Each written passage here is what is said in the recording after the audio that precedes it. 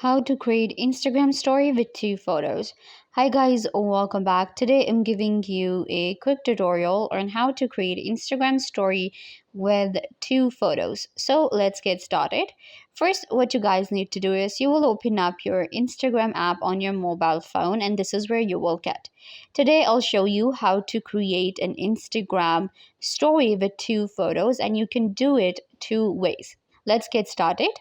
Simply swipe to create a story, and we will be adding two photos. So I'm going to switch to stories here. To add two photos to your Instagram story, you can go to the layout option given here. Click on layout, and then you can select if you want to add three photos, four, or maybe two. So I'm just going to select the layout, and you can see we have different types of layout. I can add two photos like this, or I can add two photos the other way like this. Let's add two photos this way. So I'm gonna take this photo here, another one. So I have two photos now. You can see these are two different photos. Of course, I have just taken it this way. So you can see it's two different photos. And now I can add stickers and I can add music, whatever I want. Another way you can add two photos to Instagram story is by clicking a blank photo like this, then going to stickers and find this option right here with photos where we can add photo to a story.